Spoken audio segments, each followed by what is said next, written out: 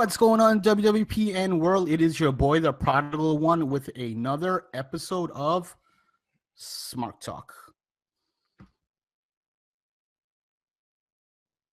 What's going on, everybody? Again, this is the Prodigal One, JayB, for another episode of Smark Talk.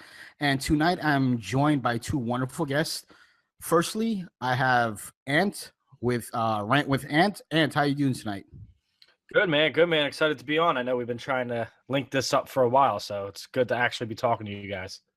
Absolutely glad to have you on, bro. And of course, the boss man is in the house tonight for the first time ever on Smark Talk.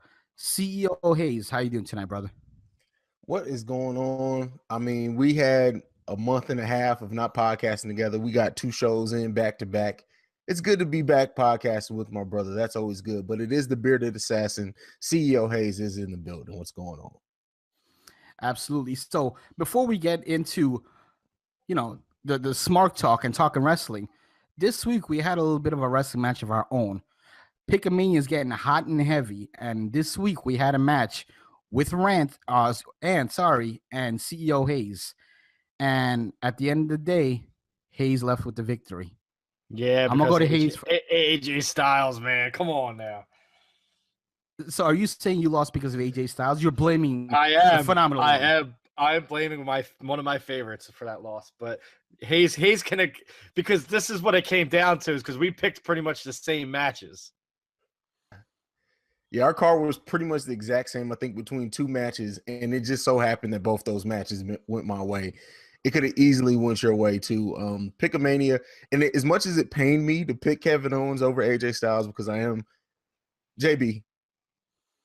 He's a huge AJ mark. Huge AJ mark. Yeah, I think AJ tattoo on his lower back. No, I don't know about all that. That's taking a little far, but it's coming soon though. But I just don't have it yet. But it pained me to make that pick, but it ended up coming through for me. So there you go. It's funny though, because if AJ would have pulled, I really thought AJ was going to win by DQ there, so that's why I picked AJ. I thought Kevin Owens would get himself disqualified, and then if it went to the tiebreaker, by 1 minute I would have beat you. By 1 minute. Yeah. Really? So, yeah, because the match went over mine, but under his. So I guess you said I would have won. I don't know. In the chat, it was like, I don't know. The chat was going off that night. What you should have done, was you should have bought a ticket to Chicago, run in the ring so they have a 1 minute stall and streak or something, and then run back out just so that you get that extra minute. That's what you should have done if you really wanted to win. I think I'm just going to be like Jinder, where I'm just going to go 0-16 and I'm going to win the title. So whatever. There you go. All right, guys. So Pickamania definitely getting hot and heavy. We'll see what's to come for the next one. So let's get into the Smark Talk. The first thing I want to talk about, ladies first as always, I want to discuss Asuka tonight. Asuka, as we know, she's been a big part of NXT. She's on this amazing undefeated streak. And the past episode of Blue Zone, CEO, I, and D-Will were discussing Nakamura, and is he going to be a big star? He has the language barrier, and Asuka is in the same level. Asuka, unfortunately, though, doesn't have the same type of talent, in my opinion at least, that Nakamura has to fight. There's a couple women that have talent, but she doesn't have a list of 20 people. She has maybe 2 or 3 people. So is Asuka a legitimate big star when she makes the main roster? And you're the guest here. You're coming into our world. I'm gonna go ahead and let you take that one first. So I do think Asuka's a star. As a fan of New Japan Pro Wrestling, not a diehard, but I've seen her and I knew the name and I knew she was a badass chick. And I was really pumped when she came to WWE. WWE has handled her very well, better than I thought they were going to, which usually means that they're invested in you. Look at Nakamura; they invested in him. What I see Asuka being, and this is where my fantasy booking kind of comes in. Right now, she's undefeated. Lay that NXT belt in the middle of the ring, go to Raw, and become the first Paul Heyman girl, because then you don't have to talk. But she is very strong style. She does have a lot of power moves, so they could basically book her as a female Brock Lesnar, where she's just unbeatable. And it's believable, and then she has the mouthpiece where you don't have to worry about a language barrier. Or you find a female manager who can talk for her. which I think would be awesome. But I do think she's a star because we're seeing what she's doing on the NXT level. People are buying her merchandise. People are always talking about her, that she broke Goldberg's streak. They went with a female to break that streak. That says a lot about where WWE has her ranked. Yeah, that's actually a really good point, and I didn't think about that. But having her use Paul Heyman as a mouthpiece is a great point. CEO, what I want to ask you is, we've discussed that if she's going to drop the title before she leaves NXT, or she's just going to just walk out with it. Do you think if she walks out with this, does that diminish it? Because, you know, if Ember Moon goes over on her or somebody goes over on her, they have a huge rub. Don't you think someone should get that rub, or is it better for her just to leave as champ? Well, I mean, to answer your initial question, I don't think it diminishes the title at all to have someone walk away with it undefeated. But as far as your other question is does someone deserve to get the rub from that? It all depends on if they see someone who can be almost at the equal level star that she is. Ember Moon, I think she has a talent in the ring, so it's possible that she may be able to do it. But do they see that? Do they see that can Ember Moon get over on her own without necessarily beating Asuka? I think there's a better story to tell that way. And then when you finally have them meet, it could be on the main roster. Why blow that off on NXT necessarily? So, I mean, there's an argument to be made on both sides of it, to be quite honest. Yes, someone eventually needs that rub from Asuka. It needs to be someone that they can see being a star also in their own right. But I don't think it necessarily needs to happen in NXT. And I'm going to ask you the same question. Do you think someone needs that rub on the title, or should you just walk out undefeated? You don't use it for NXT. You had Paige forfeit the title because she was going to the main roster. I don't think you give that rub to someone in NXT. In a perfect world, you have her play the heel, and you either have Charlotte or Bayley meet her at Mania and then beat her at Mania after she runs wild on pretty much the WWE roster, and you give that rub that Asuka's finally pinned after 2 years or 3 years by blank at WrestleMania, and that becomes a huge moment in time because it's something that you never thought you'd see. Right, so she'd go over like after 2 years, like maybe like a Dana Brooke or something go over on her is what you're saying. Yeah, anyone but Dana, but yeah. I mean, I'm a big fan of Dana Brooke. I'm a Nikki Bella guy, so you could put Nikki over. Right. But no, oh God. I mean, honestly, Charlotte versus Asuka, that match right there writes itself. You have the queen of the WWE, and then you bring up Asuka, who you just let her run wild for a year. Not even a year. You could bring her up tomorrow and just have her win the belt and go all the way to Mania. And there's a story there. There's definitely something where this girl cannot be beaten. Like, you put her in the ring with a Nia Jax or a Tamina, and she just demolishes them because you want them to know that Asuka's the real deal. I mean, that's how I would book her, because literally you don't have her win 180 matches in a row if you're not really high on her. Exactly. Now, I've been critical sometimes of the WWE universe not having patience and waiting for things to play out. But I have to say, personally, I've been clamoring at the fact of waiting for Asuka to get called up. I thought it would happen right after WrestleMania. It hasn't happened yet. So when really is the right time for her to get called up? CEO, what do you think? Should it be soon or another couple months, next year?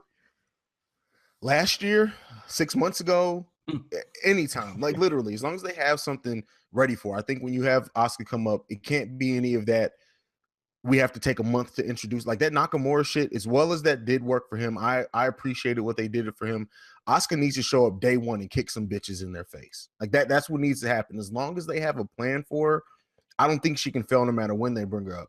You look at SummerSlam coming up, a Big Four pay-per-view would be a good time to debut her, but I also think that talent, and it's proven that they see that too. I trust them to do it whenever. They can bring her up tomorrow after bumfuck whenever on Raw, and it will work. They'll make it work.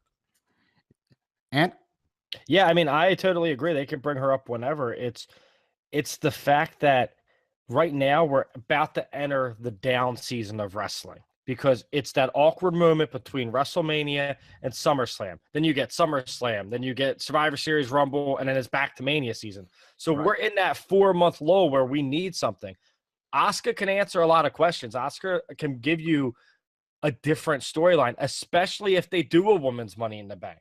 which we haven't really heard if they are or not. It's been confirmed, but it hasn't been confirmed. So who knows where they're going with that? But can you imagine Asuka just walking into Money in the Bank, grabbing that briefcase and saying, okay, now I'm here? Like, you could like, just like Hayes said, you could bring her up. You should have brought her up fucking 6 months ago. But I mean, I get why you have her. You need a mainstay in the women's division. You need someone to be the cornerstone while you're building all this other talent up. Honestly, or what they might do is whoever wins that women's tournament might end up beating Asuka for the title. Whew. Because especially if it's one of those girls from Stardom. Yeah, I have Candice LeRae picked to win, Johnny Gargano's wife. I think she's going to win because her ties to WWE. I would love Tessa Blanchard to win, but she's probably not going to. But I have Candice pegged as my winner right now, but a lot can change. Tessa Blanchard, that's Tully Blanchard's daughter? Yep. Cool. She's the one who I think she played AJ or no, or was she Paige's stunt double? When they were recording, she was in that movie that they were working on for Paige movie. Yeah, that we probably won't get to see. Not the Paige movie that leaked online, the other Paige movie that they're making. No one gives a damn about you. The only reason I'm going to watch it is because I'm a fan of The Rock and I want to support what he does. So, are you a fan of Xavier Woods? yeah, good for him.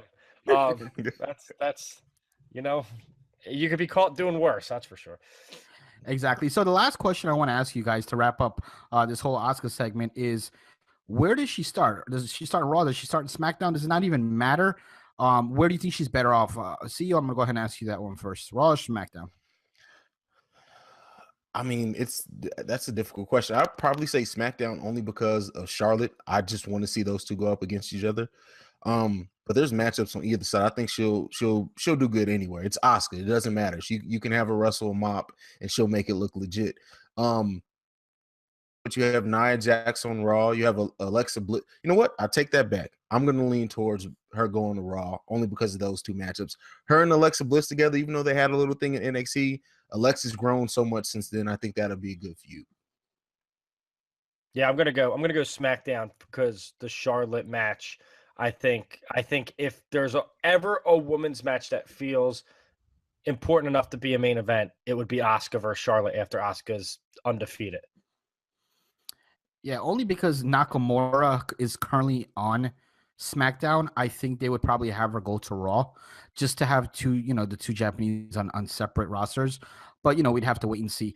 But that pretty much wraps up Asuka. The next thing I want to do, I want to have a little bit of fun. Everybody knows I'm the throwback guy. I'm the old school guy. So I'm hoping you guys give some old school answers here, but we'll see. Money in the Bank is coming up soon. It's right now, currently, outside of the Big Four, it's my favorite gimmick match going on right now. But my question to you guys is, what is your favorite gimmick match of all time outside of the Big Four? The Big Four obviously being Royal Rumble, WrestleMania, SummerSlam, and Survivor Series. And for me, if we're talking WWE/WWF, my favorite outside pay-per-view, and you guys are probably going to think I'm weird, is King of the Ring. I always love the concept. I totally agree. Really? I love the concept. I love everything. If we're going to talk about WCW, I don't know if you guys are going to remember this. I know a lot of people will probably say War Games, but I was a huge fan. No. Were you a World War III guy with like all the rings? I did like the concept. I did like the concept. I think I had a couple of them, but what I liked was a little bit smaller concept, which was Battle Bowl. Do you remember that? No. I remember War Games, World War III. I don't remember about what year was that? Battle Bowl was like the 90s, and the last person I remember winning it, I believe, was DDP before he got hot. But what it was it was called like Battle Bowl Lethal Lottery, and they would have random teams of 4, and it would always be like a good guy and bad guy on the same team who were feuding versus like another good guy and bad guy who were feuding, and then the winners of those matches would go on to a Battle Royal, and whoever won the Battle Royal was basically would be crowned the the Battle Bowl winner. But I'm gonna go ahead and shoot that question off to Ant first. Ant, what's your favorite gimmick pay-per-view of all time? I'm with you. Money in the Bank right now. It feels exciting. I wish it was both brands pay-per-view because both brands need you can't have a briefcase because Brock Lesnar doesn't show up. So when you're going to cash in, but I would go Money in the Bank now. But my favorite's King of the Ring. I'm a diehard Owen Hart fan. That is my guy. That is my favorite wrestler of all time. Everything that's good about wrestling was Owen Hart. He is 94. literally my favorite. So him winning the King of the Ring catapulted him to be the King of Hearts. Stone Cold Steve Austin winning King of the Ring, he turned Stone Cold into Austin 316. Triple H winning King of the Ring became the game. King of the Ring meant a lot back in the day. It meant that you're the number one contender. It meant you were in line for a huge push. It was everything that Money in the Bank is now. When they brought King of the Ring back and they gave it to Wade Barrett just because he was British and Britain has kings, Vince McMahon thinking, that's when it became an issue because it no longer mattered. When it mattered in the mid to late 90s, even the early 90s and 94, King of the Ring was the most important pay-per-view, I think, because it shows you who was next. Yeah, I absolutely agree with that. And if everyone can remember, back in the day, there was just the big four, and King of the Ring was that fifth pay-per-view. It was the first pay-per-view outside of the big four to have a normal reoccurrence every year. And it's funny that you're on the show on your favorite wrestlers, Owen Hart, because CEO and I, our favorite wrestlers, old school, happens to be Bret Hart. So that's Bret Hart's my second favorite. So it's fun. Like Owen and Bret are like when I met Bret Hart, I met him a couple months ago and I had a conversation. I just thanked him for him and Owen being the reason I got into wrestling. And I had my Owen Hart shirt on and he was actually very talkative to me, but that's tough for Bret because Bret has about the charisma of a potato. Right. As much as I love him, he's not the most talkative guy. But yeah, Bret Hart, the excellence of execution, man. I mean, and it's funny because I hate it, Shawn Michaels. I never liked Shawn Michaels. And now that I'm a wrestling fan and kind of like an analyst, Shawn Michaels is probably the greatest of all time. But I bite my tongue when I say that because I'm such a Bret Hart guy. CEO, what you got? I mean, King of the Ring, I miss that pay-per-view so much. I miss it meaning something. War Games also. But King of the Ring to me, King of the Ring meant so much to me because that was like a big deal when I got into wrestling. Like Ant said, Bret Hart winning that King of the Ring, Stone Cold winning that King of the Ring. I always have fond memories of it. And then you get to the 2000s and the late 90s, and it just doesn't mean shit anymore. And I feel like they shitted on my childhood. And I hate to be one of those guys, but seriously, it did. And back to one of my I used to have a trampoline in my backyard.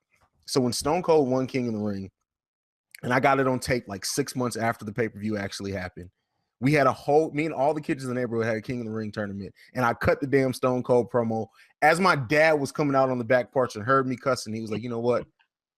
All you bastards have to go home. CJ, get in the fucking house. So that's my King of the Ring memory. But yeah.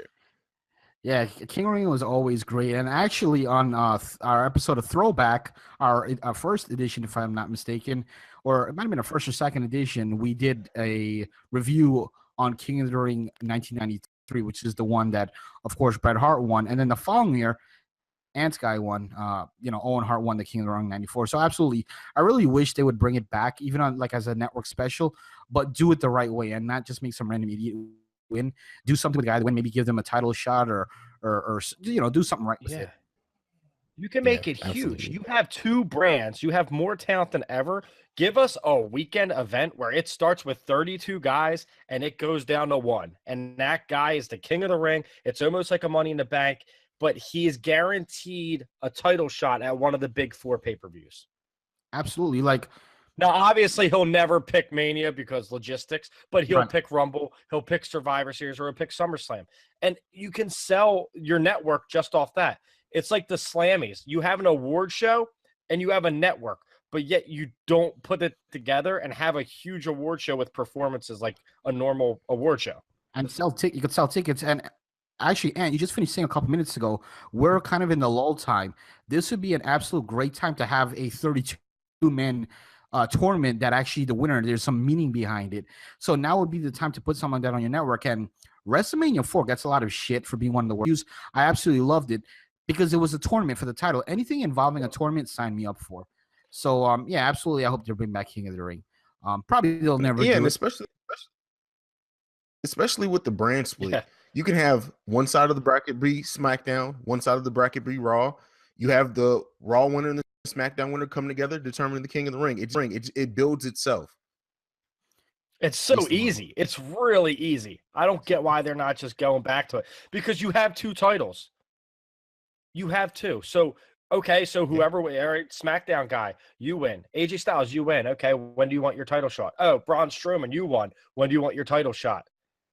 And it's just that simple, and it fills us with more content. It makes people want to get the network, because aside from the 24 series and the pay-per-views, I don't really watch the network. I watch older stuff, but I don't watch a lot of the network unless it's the documentaries or so. Give us like stuff like the UK tournament and the women's tournament and the CWC. Give us it with the guys we know. Give us it with the main roster. Yeah, I absolutely agree with that. And so I want to ask both of you guys a fantasy booking question. Let's say you're the head of creative. Who would you have booked in this current time to win the King of the Ring? What would you do with them in that upcoming future, and why? And I'll ask you first, and then CJ, you take it.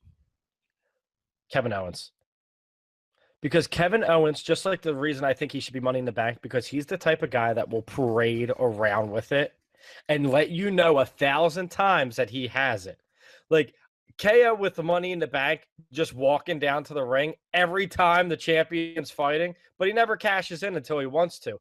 It just writes itself. He's always on commentary. It's always like that. If he won King of the Ring, imagine Kevin Owens being the face of America, but also the king of the world. Like, he could just go off on these tangents, because I think he is the best at getting natural heat. The mark in me, I would love Roman to be king, because he'll give him so many more haters than he has. And I attract the haters. Hate Roman all you want, but he's the best thing going. But that would even get him more heat.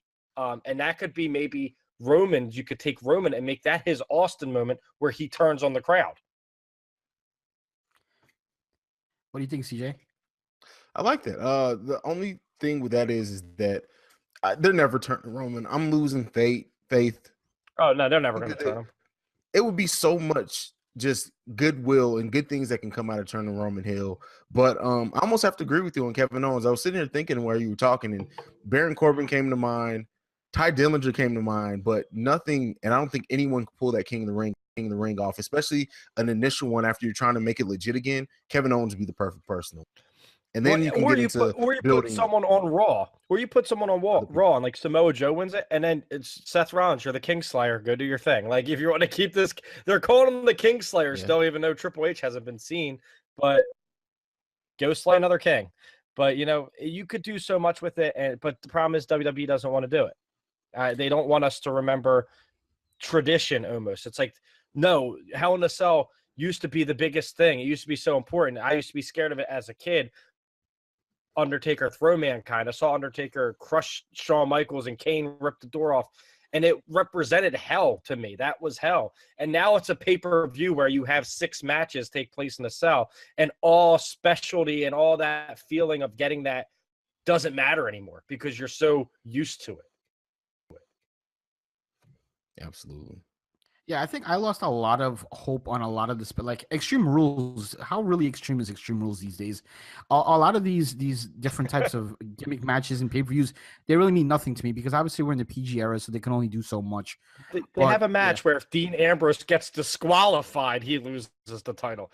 It's Extreme Rules. Your most extreme guy, the lunatic you're saying, like, why isn't he in a no DQ match? It doesn't. This is where they book themselves into a corner, and you're like, "What are you doing?" I don't know who's booking this stuff, but it's not good. Any closing comments on that before we move forward on that? Yeah, and I almost completely forgot him because he is the resident loser and bitch of Raw. But True. Bray Wyatt would be a great person to win King of the Ring also. He's the king of the world, so why not? Yeah. He's the eater of pins. Absolutely. No, win the Fatal 5-Way. Absolutely. Just so he gets filled with Brock Lesnar. Because absolutely. Because they're not going to feed Rollins off a Triple H win. They're not going to feed Reigns after beating The Undertaker. Balor is your biggest star on the roster. You're trying to build back up. You're not going to feed him. Samoa Joe's not going to. No. The casuals are still getting used to Samoa Joe as much as I love him. So who does that leave you? Bray Wyatt. who would be the most stupidest choice to win? I would say Finn Balor. Do you guys agree? Finn Balor. Why would you kill his momentum? Exactly. That's why Finn Balor. The only two That's people why that can Finn take a Balor is loss. going to win. Mark my Bray words. can take a loss, and Rollins can afford a loss because he's Seth Rollins. You can't, you're going to give us Reigns versus him at Mania, so he's out. And Samoa Joe, like I said, do I love him? Yeah, because I'm a diehard. But the casuals, they're not. You haven't built Samoa Joe up enough where you think he has a chance of beating Brock Lesnar. Yeah, it's crazy. It's funny you say that because I know Samoa Joe and most people know Samoa Joe, but like I remember reading articles at WrestleMania. I was at WrestleMania, and I read articles that Samoa's lines for his VIP sessions were so horrible that they made him leave early so they can make extra lines for Nikki Bella. And for Reigns, because Reigns was right. I'm sorry, not for Nikki Yeah, Bella. because I was at Access, and no, they did it for Nikki too. Because really? Reigns Okay. and Nikki's lines were so big, and they were signing at the same time, which really tore my heart into two. But That's Nikki sad. tickets were going for like $600, so I went and met Reigns instead. Wow. Yeah, it's crazy, and Nikki Bella has no fans, but yet people were paying crazy money to see her. But yeah, Samoa Joe, they cut that line in half and started lining up Reigns at like an hour early. Unbelievable. Wow.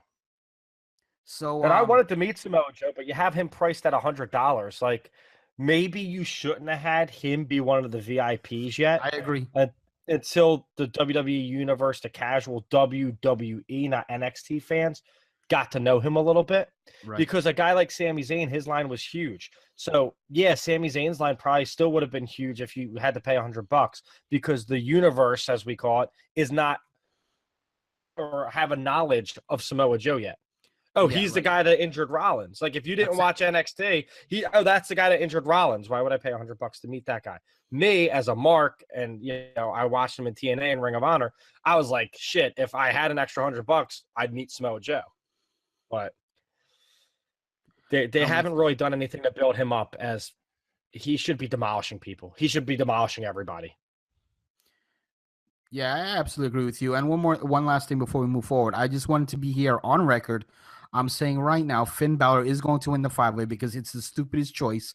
And 9 times out of 10, that's usually what WWE goes with. I call it WWE logic. Mark my words, Finn Balor is winning the 5-man. Yeah, they're going to feed him to Brock. And Heyman just put him over. Heyman's like, oh, Balor, you're the best thing since cooked bread. And then now you're going to get fed to my beast. The thing is, they're going to feed everybody to Brock. I know. Then Roman is going to beat Brock. Yeah, but I love Roman, but you don't need Roman versus Brock for a title. Roman Reigns already is the most hated and loved guy on your roster. Brock Lesnar's Brock Lesnar. Why does that need to have a title? It doesn't.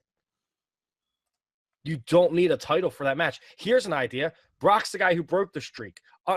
Roman's the one that retired Undertaker. This is your last match that you could talk about the streak or talk about the Undertaker because you have the two guys that beat Undertaker at WrestleMania. Who's better of those two? That's the title right there. Give the Universal title to Strowman. Give it to Rollins. Give it to Balor.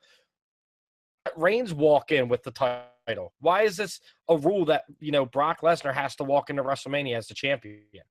Why can't you have Strowman beat Brock and then Reigns beat him at Rumble, and then Roman walks into the WrestleMania as champ?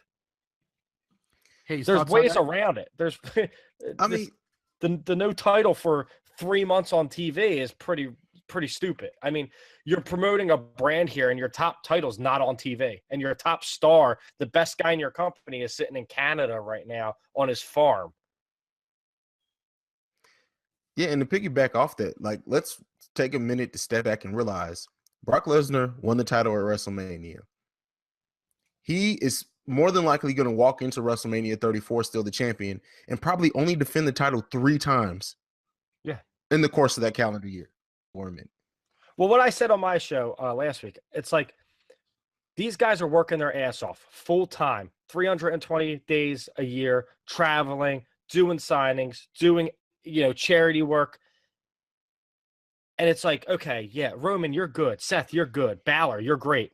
But you know what we're going to do? I know you want that job promotion. I know you really want that promotion that you've been working 60 hours a week for. But we got a guy that works 10 hours a week, and I think we're going to give it to that guy instead. And he's still going to keep the same schedule, but he's going to get the pay scale that you deserve because you're the one working, 320 days a week or a year. And it doesn't make sense. it's like Brock was a draw, and then Brock won the UFC fight, and then Brock got busted for steroids, and that should have been the end of champion Brock Lesnar forever, because he's only giving you one more year, and then he's retiring. Right. This is his last Mania. So I get it. You want Reigns to slay the beast, and then Reigns will probably retire John Cena the year after that, because that's what Reigns is going to do. He's going to run through everyone. But you don't need a title on this. You have way too much young talent that you can promote as champion and build your future, which they don't do. They don't build for the future. Look at the champions, like as of last week, were Brock Lesnar and Randy Orton. You need people for the future. Seth Rollins, Absolutely. Roman Reigns, Finn Balor, Braun Strowman, and on the other side, Sami Zayn, Rusev, AJ Styles. You have the future. Build it now. And you can't do that by not getting them belts. You talk about the future. The future. The future is here right now. Segue, because that's everybody. All hail the Maharaja, Jinder Mahal. I'm down. Champion of the world. CEO, we talked a little bit about on Blue Zone. Tell the good people your thoughts. I mean, check out definitely Blue Zone, which was titled Twerk for Jinder, because we all did a little dance. We all celebrated Jinder Mahal winning the title, and it's much deserved. The fact that some people are hating on this, whatever you want to call it, as wrestling fans, we talk all the time about how things are predictable. We talk all the times about, oh, well, we know WWE is going to do that. No one 6 weeks ago, a month ago, 3 months ago, if you would have told them Jinder Mahal was going to be the WWE champion, they would have looked at you like you were fucking crazy, called you a dumbass mark, and walked the fuck off. And that's what makes wrestling good, is when you can go into it and it's stuff like this is a good story, regardless of whatever his character is, whatever his shortcomings are. The fact that he's now the WWE champion and he's gotten himself in great shape, steroids, but nonetheless, he's earned it. And his ring work, no, he's not the best wrestler in WWE. He's not always about that. Sometimes it is about the wrestling, but sometimes more importantly, that's what makes this sport so good, is that it's about the story also. In this story, looking at it, I don't know how anyone can hate this. Ant? I'm so with you. Like, it's funny because when he won the number one contender, I was kind of like, okay, this is kind of bullshit. This guy literally hasn't won a match in a year, and now he's your main event.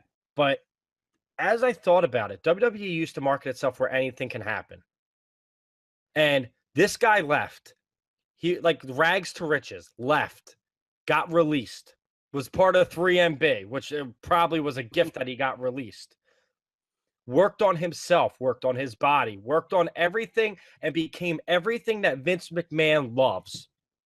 Came back, worked his ass off, proved that he can wrestle, proved that he had the look, and it helps that they're moving into India. Because now he's going to capture that market. And it's going to be like the Hart Foundation, where they're heels here, but they're faces across the world. And that makes so much sense, especially in this time period that we're living in, to have someone rep your brand. American fans are going to watch. Canadian fans are going to watch. Let's draw other people. Jinder Mahal has a look. He can wrestle. Anything but Randy is what I kept saying. And I don't care if they put, like, they could have put the belt in a trash can instead of Randy Orton. I would have been fine. But the fact that they pulled the trigger on Jinder Mahal and it doesn't feel like it's going to be a 1 week reign or a 2 week reign, you got to believe this is probably going to the India tour in September, means that they're very invested in the future. And that's why I like SmackDown, because about Brock, flip it, because SmackDown's not doing that. And the easy thing to do is just let Randy Orton hold the title. Yeah, I absolutely agree with both of you guys. And, when Jinder Mahal won that number one contendership, I was shocked, and I'm like, they actually took this. And then I started wondering, I wonder how far they're going to go with this. And then I started saying, you know what? This guy has a real legitimate shot, because they're going to India. I believe the business was heavily part of the decision to put him over. But I love the fact that it's unexpected. And I say it all the time. When it's unexpected, it's the best. And that's one of the things I actually love about SmackDown. I think you're more apt to see some crazy shit like this on SmackDown versus Raw. I think Raw is more by the book, things you'd expect. less spontaneous versus SmackDown. And like you said, it's a good story. Although he's a heel, it's a good story. I mean, this guy, if he was a face, it's a great story to tell because this guy was nothing. He was 3MB. He got released, and he was, roids to riches, if you want to call it. Came back. He won the title at Backlash. WWE Backlash because of steroids. Right. He's just, listen, I'm not the biggest Jinder Mahal guy. I'm not going to sit here and tell you I've been a fan since day one. I'm a fan of the story. I'm a fan of what they did last night. It felt huge that this guy won the title. Amazing that they threw this celebration and Randy Orton didn't crash it and nobody crashed it. This was Jinder's moment. And they haven't made someone feel that special in quite some time. Absolutely. CEO, were you shocked at all? Because I was waiting for Randy Orton to just come in and annihilate that living fuck out of Jinder Mahal and end all celebration. At least at Backlash, if not Backlash, at that celebration. And we didn't get it at either one. Does that say something? What do you think? I mean, yes, I did kind of expect something like that to happen also. But this whole thing is, let me not say it's unprecedented. That's a bit of an exaggeration, but it's unexpected, and they're treating it as something different from the get-go. So the fact that they actually gave him his time, it's a few reasons. It's smart to make your champion look legit. It's almost smart too to have Randy Orton not on TV to kind of have him figure out, okay, what do I need to do to rebound if they play that into the story. But more importantly, you gave this man retire would be nice. Randy Orton's the biggest waste of talent in WWE right now, and people hate on Roman. But nonetheless, exactly. I could talk about that for hours. I could talk about that for hours. But more importantly, the fans over in India, the people who are now subscribing, because not necessarily just because Jinder, but because they get to see somebody they relate to in a position of being world champion. You gave him their moment and something that they can identify with. It's just a win all the way around. It's genius marketing. Everyone who thinks Vince isn't a good businessman is wrong. He might not be the best wrestling booker, but as far as business, what him and Triple H has taken over the world by just picking town out of all the countries, and then they're going to tour that country.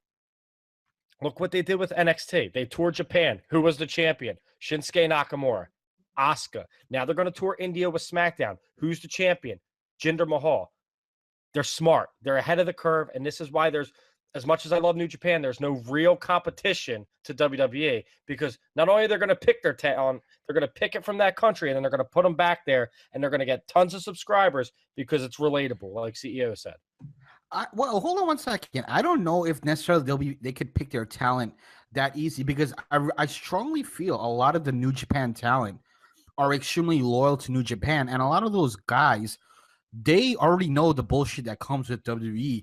So I don't think necessarily they'll be able to pick all the top talent. Maybe a few here and there, the guys that are really going for the money. But look who they got. They got Japan's biggest name. They don't need. First off, they got Kenta. Atami. Right? Yeah, they got him. Okay, okay, we got Atami. That's nice. Then they go get Shinsuke Nakamura. Shinsuke Nakamura is your franchise. Now I like Okada. Okada's never going to come to America again after TNA. That debacle, that won't ever happen again. But they got Nakamura. They got their top woman. They got Asuka. Just like they went to Progress and they said, hey, Pete Dunne, you're now in WWE. Oh, Tyler Bate, you're now in WWE. They're taking the two top people from every company, and they tried getting Ibushi, but he's just such a weird guy that he doesn't want to go anywhere. He doesn't even have a contract with New Japan. He just wrestles when he wants. Well, I will argue the fact that yes, they did get Nakamura, and I will say that a lot of people of that tap talent are, to JB's point, loyal to New Japan. But the thing is, Nakamura's been in NXT, which is looked at completely different than being on the main roster. I think how they treat Nakamura and the respect that he has of the talent over in Japan may change that mindset a lot. Naito, for example, came out today or yesterday and said he thinks the best wrestling is in New Japan. The best competition is in New Japan. He wouldn't consider coming over to WWE. But guess what? If in 3 years Nakamura is making those calls like, hey, they did right by me over here, He's already changed his mindset in just wrestling. You heard him come out against, maybe New Japan does need to change their style. WWE does their booking for a reason because it keeps us healthy. Yep. Things like that, when you convince somebody to be to spearhead your campaign and possibly your recruiting effort, someone who's highly respected, it may change that mindset. Let me not say it will for sure. And then to Ant's point, you win and you sign the top people in progress. So now people who are hesitant to come over to WWE, when they're calling Pete Dunne and Pete Dunne's like, hey, you see, I'm the UK champion, and when this weekly show debuts, if they treat him well, they're already booking him well. That mindset may completely change. But that's the whole they're thing. doing it right. You go back to health, and that's a huge thing. I'm a huge fan of strong style, but Shibata almost dying in a ring is not something that I'm interested in seeing. As much as I love wrestling and I want it to be as real as possible, at the end of the day, these are contracted workers that you need to keep safe. And I admit, I like Nakamura better in Japan. I do. He was a better worker.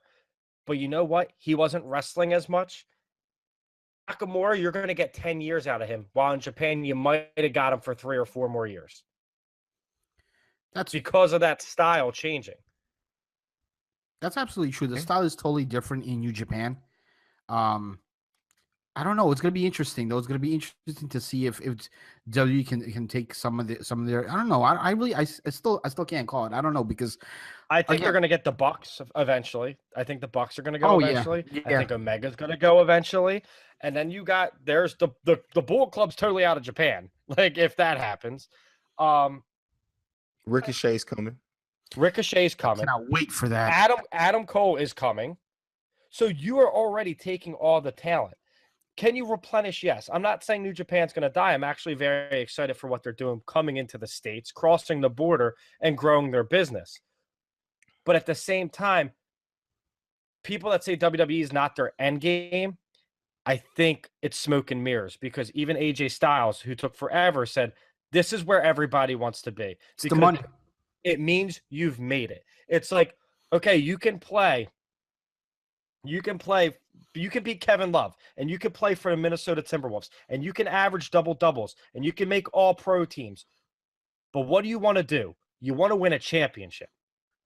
So you go to Cleveland. You go play with the best, because the best makes you look better and helps you win titles. So that's how I compare that to wrestling. They want to go, they want to be the best, and they want to win titles. And they want to get paid, honestly. WWE's paying, more than any. AJ Styles' contract number came out, and I was shocked they paid that for a guy that I thought was going to be in the mid card. CEO? I mean, I can't really argue. I mean, he hit the nail on the head. I think there's not really much to say that yes. And the fact that WWE is in acquisition mode, and it's more than just the main roster now. They're doing specialized shows now for areas and regions, and it's endless possibilities. As long as WWE is in the acquisition mode, everything's game. The key thing, and this is what's always been their problem, is you have to treat those people well when they come in. And a perfect example, as much as we talk about Nakamura and everything good that's happened there, AJ Styles, everything that's good that's happened with him, and Vince realizing that he had a star in his hands, there's still a Cien Almas who has all the talent in the world. This guy has put on matches, 5-star matches with Nakamura, with people on the indies, but he's been treated like shit. So now, what's to say when Mexican or Spanish talent talks to him and they get that perspective? I'm like, well, you know what? I might as well go to New Japan. I might as well stay down in CMLL. You have to treat these guys right. Yeah, exactly. And I don't blame him. Alberto Del Rio said it, but Almas said he wanted to go back to Mexico after like 2 months of being in NXT.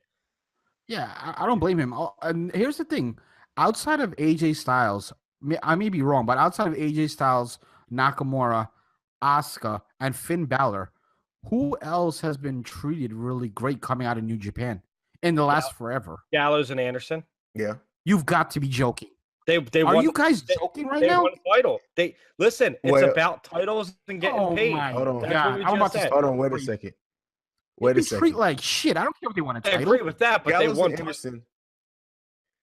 Yeah, but winning a title necessarily doesn't mean that you've been Not in treated this well. day Yes, and they age. won the title. They had a good run. Like they seriously, they finally booked them well after like 10 months for like 4 3 weeks, weeks. and now they're back in the shit. and then they ruined it. Yeah. So it and I honestly, and this is me giving WWE the benefit of the doubt, because I think that there's a reason they were drafted to Raw. I think the original plan, if Finn didn't get hurt, would have been completely different for them. Yep. And I think that kind of derailed them. Now, what that says about booking, the fact that you guys still didn't have a backup plan to keep these guys looking legit, because as it stands right now, they're kind of feuding with Finn. I think that that's a misdirection for them to eventually come together. But you can't bank on that, because people get hurt all the times. And like with the Revival, one member getting hurt in the Revival, or Team 6-1 who also came over, one with tag teams, factions, whatever, you kind of have to have a backup plan. And the thing that pisses me off with Alice Anderson and Gallows is specifically Carl Anderson right now, I've said this many times on our podcast, is the top 2 or 3 talker on the mic in all of WWE right now. But for anybody who only watches WWE, they would not know that, because they don't give the goddamn man a mic. No, they let them be doctors and make jokes about testicles. When anytime I listen to Jericho's talking shop, first off, the most charisma of anyone on that roster, times 10. They're the funniest dudes when they let them be them. But you're right, Anderson can cut a promo. They can cut a serious promo. Again, you wouldn't know. Not saying that they weren't handled well. Like, obviously, 6 months of bullshit booking. But when WWE wants them to win, they win. They kept them looking strong at the beginning. They fell off, and then they won the title, and they've kind of looked strong since. But the fact remains that they're not on the level of Finn Balor and Nakamura. When you take top stars, you have to treat them right. Everyone's not going to be a top player. Samoa Joe, right now, he's in the mid-card. I think he's a main eventer, yes, but there's 2 main event spots. Regardless of WWE saying that, you can have 8 WrestleMania main events, the main event is the match that goes on last, and there's only 2 people in that match usually. So a lot of this, like the Bullet Club's getting mistreated stuff, I understand. But you also had the New Day hold the titles for 400 days or whatever they did. Yeah. Because you can't just have them keep facing the New Day. Exactly. I think Samoa Joe is going to get a run eventually with the title, and he's gonna get his run. But like you said, right now, for a long time, WWE hasn't had the talent pool, both rosters combined, that they've had. Now that they've had, it's been a long time. So at this point, you have to kind of wait your turn, because everyone's going to get a shot eventually. But there's just so much talent going around right now that like you said, there's only 2 spots to go around. So you just gotta wait. This is the best roster I've ever seen WWE have. It's the best. It's the most deepest. And I'm not gonna jump the gun and get mad, because my favorite, Seth Rollins, he's going into Extreme Rules, but he hasn't really been a main event player. He's been doing Samoa Joe and the Triple H thing, but he hasn't been challenging for a title. Right. Think about that, because there's other people I'd rather see Strowman, because I've never seen Strowman fight for a title. I'd rather see Balor go and get his belt back. Although that people want what they want when they want it, and they think just because our voice was heard once with Daniel Bryan, that our voice is always going to be heard. If you're trying to get Roman out of the main event of WrestleMania, it's not going to work. Your voice was a once-in-a-lifetime thing. If you keep chanting for CM Punk, it doesn't mean he's going to come up like Bloody Mary. No, it's not going to happen. Just accept the fact that there's 2 main event spots and about 20 guys on the roster that deserve to be in it. If you want to take away the spot from somebody in this day and age, booing doesn't help. There's 2 things you do, and I guarantee that person's top spot will be gone. Number 1, you just stop completely buying their merchandise. And number 2, you don't even chant, you don't boo, you don't do anything. You're just quiet. If you do those 2 things, but we're WWE fans. We have a voice. We're always going to use it. We're gonna always chant, boo, or whatever it is, because that's part of the show. When you're at the show, all these stupid chants, part of it. Although the CM Punk chant thing, that has it's been way too much. Don't get me wrong, I was part of that when it first happened, but people were chanting this shit at WrestleMania. I mean, how many years has it been already? Just get over it. But CEO, last thoughts about that before we move forward? I mean, no, I think we nailed that one. I don't really have anything else to add there, but WWE needs to do more with this roster because they do have an absolutely amazing roster. Anyone who doesn't realize that they do, you hear people saying, well this roster's so thin. No, the fuck it's not. This roster's deep as shit. No, it's They're not. talking Not about even at having all. a 2-night WrestleMania, so the roster's nowhere near thin. Because That's a stupid idea. I heard that, and that's I think it's stupid too. But I will admit, you were there, sitting there for 7 hours. You were feeling a little. Maybe you should give us an intermission, and that was Pitbull, but it was only for like 3 minutes, and then Bray Wyatt came out. I'm like, what the fuck? I'm getting a soda. I know exactly. So it was long, man. It was friggin' long, but I enjoyed every. It's my third WrestleMania. I enjoyed it. I don't like because it feels big. Sunday, it's like WrestleMania Sunday. Like if you're not there, you're waking up, you're going grocery shopping, you're buying tons of food and beer, and you're sitting on the couch at 4:00 watching the pre-show. Well, I don't think WrestleMania. Logistically, I don't even know if that can be done because what are you gonna do? You're gonna move Hall of Fame to Thursday, and then you're gonna have Friday be NXT, Saturday WrestleMania 1, Part 1, and Sunday WrestleMania Part 2. I don't like the 2 parts, but for them to even consider that means that their roster is definitely not thin. But even with let me say this, even with the roster now, there is absolutely, in my opinion, there's absolutely no way they can pull off 2 WrestleManias because you would each part would have like 2 or 3 really good matches and everything else would be shit. Yeah, I agree. No one's going to spend hundreds of dollars for 2-3 matches. Yeah, I agree. And I don't think it's going to happen, but the fact that it was brought up plays into CEO's, I like the roster's not thin. There's not a thin roster. I can name 10 people off the top of my head right now that could win the title tomorrow, and you'd believe it. Oh, absolutely. Maybe even more than that. Including Jinder Mahal. Won the title. The Maharaja, exactly. So let's go ahead and move forward. We're going to go into the final segment of the night, and really, it's my favorite segment of this show. Every time I have guests on here, I like to go ahead and have a segment, and I'm going to, we call that segment. And what that is I'm going to give each of you guys 60 seconds to go ahead and completely rant the fuck out about anything wrestling related. And Ant, since you're rant with Ant, I'm going to go ahead and let you do that first. And I'm going to go ahead and give you your 60 seconds starting right now. Well, tonight's rant is about the wrestling Twitter universe. Sunday, I had a beautiful day. I went and met the megastar, the rock star known as Roman Reigns. And yes, Marks, it was sold out. Lined out the door 3 hours before. When I was meeting Roman Reigns, I posted something on Twitter. And people who don't follow me started throwing homophobic slurs and saying a bunch of stuff, being internet tough guys when they know if they saw me, they probably wouldn't say shit. But since it's the internet and everyone wants to be Seth Curry and be a keyboard warrior, pun intended, they decided, let's take shots at Ant. So here's my question to the smarks who don't like Roman Reigns. Why are you so mad? And if you don't like the guy, why do you react to him? I don't like the Kardashians. When my wife watches them, I don't sit there making comments. I just don't fucking watch it. I walk out of the room. I don't acknowledge them on Twitter. I don't give them any attention. So why are you searching Roman Reigns' name on Twitter if you are not interested in his character? Time. CEO, I'm going to go ahead and go to you. Begins right now. My rant is going to be on our fellow wrestling fans. And we're already wrestling fans. How about let's do this? Let's stop attacking each other. Marks, it doesn't matter. How about you get what you want out of wrestling? You get your enjoyment out of it, and don't worry about what anybody else's enjoyment is out of it. How about let's all come together and celebrate the sport that other people in other sports try to hate on us for liking? We're already wrestling fans. How about let's come together? We're not all going to like the same thing. We all don't need to, but at least we can sit back and enjoy what we love and what we compete about, what we talk about, what we love going back and forth about, and that's wrestling.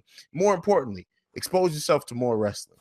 Don't just get stuck in WWE. Yes, it's the biggest promotion around, but I guarantee you will find matches better, if not just as good, in your local indie promotion. So definitely check out indie wrestling around the world, everything. I am CEOHaize. I'm the bearded assassin. Also check out the WWPN. I'm done. Drop mic. Yeah, I mean that's amazing from both of you guys. I agree 100%. I always bring it up in our podcast. I've been watching wrestling forever. Regardless of who I want to cheer for or boo, let me do what I want to do. I watch my things. I go to my events. If I want to chant some shit, let me chant some shit. Again, although the CM Punk thing is a little far, but everybody has their own views. Everybody has their own opinions, and that's why I really love this sport, and that's why I love podcasting and all these things that we do, because you get to hear different opinions, and I respect everybody's opinions.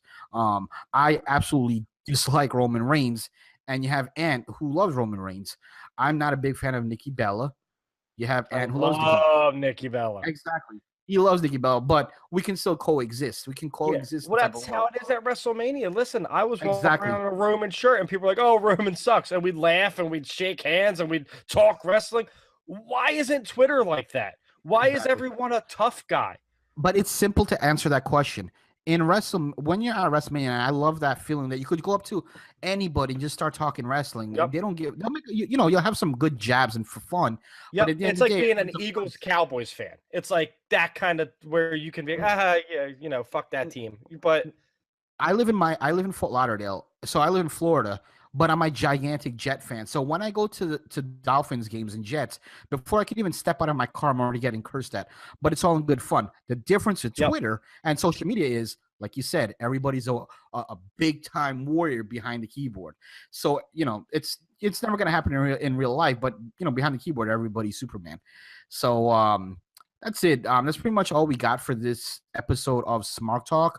I want to thank both guys for joining me tonight. It's been fun. I'm going to go ahead and go with Ant. Tell the people where they can reach you and go ahead and plug all your good stuff. You can follow me at RantWithAnt on Twitter, Instagram, everything, on Facebook. Every Thursday on the NAI network is Rant with Ant. Me and my co-host G-Rod break down the good, the ugly, and the bad of wrestling that week. .com. I have opinion-based articles for my writing team. They do a great job. And then also listen to my new show about my crazy WWE wrestling figure collection coming to rantwithant.com called Cool, Calm, and Collect It. That will be coming out soon. But yeah, every Thursday, NAI Network, please subscribe, drop a review, tell me you love Rant with Ant, tell me you hate Rant with Ant, because I'm like Roman. Even if you hate me, I'm still getting paid. CEO, where can the people find you, brother? I am CEOHaize. You can find me at CEOHaize on all social media platforms. More importantly, go to WWPN.com where you can find articles, podcasts. We cover so many different promotions. You can literally go to WWPN.com. If you have a promotion that's your favorite, we probably have a podcast covering it. Shout out to my team, which JayB is a part of. You can follow, like, subscribe, all the good stuff right there from DWWPN.com, which we call the certified G spot, baby. More importantly, we're trying to get this trivia competition off the ground, which is the Smark Down. And while you're here, because I do respect your opinions, and I know you also work with Mimi, I do want to challenge you to a Smark Down. That is a trivia competition about wrestling. Me versus you anytime. Whenever you're you'll probably whoop my ass because I took 12 years off. Hold on. I took 6. I took 6 off. So hold on. How about this? Why don't we have an impromptu match right now? That's fine. Yeah. And Ant, I understand where you're coming from because I'm just like you. I took probably about 10 years off. So let's call it in the 90s because that's my favorite time of wrestling. Are you both you guys good with that? I can try. JayB. Yeah, I suck at trivia, but let's do it. Whatever. If it was wait. Trivia, bring that shit on. That sounds like loser talk.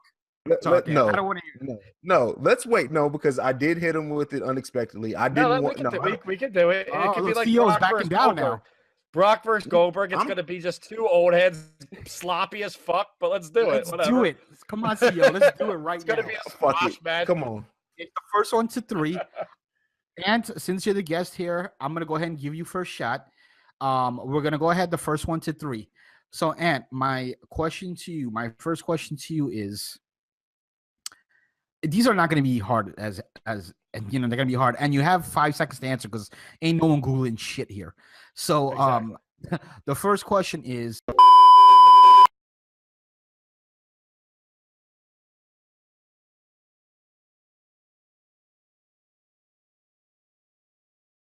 yeah, so obviously that I have to come back with better questions. So that was just a little taste. We'll we'll go ahead and call that an official win by Ant. But let's have an actual tournament. Yeah, I'm down. We can get everyone in this, and you could do the questions. It could be a video fucking game show. That's the idea behind it, is getting brackets, kind of like Pick-a-Mania, with much less complicated brackets where you actually know who you're going. That was a dig at JayB. But with actual brackets, CEO doesn't understand how tournament brackets work, but it's okay. No, your tournament, your version of tournament brackets is like taking something as simple as a Cheerio and then like turning it into a cake and being like, hey, it's a Cheerio cake. What do you mean? You don't eat Cheerios? It started as a tournament. The quarterfinals was an 8-man tournament. If you're eliminated, you're no longer part of the tournament. You're an undercard match, but you're no longer part of the tournament. So who's going for the championship in Pick-a-Mania? Because I'm really confused. We're not even in the running, and we're out. Yeah, I mean, I'm fucking jobbing out, bro. You want to join 3B with me? You want to just kick it on the side, and maybe one day we'll get a title.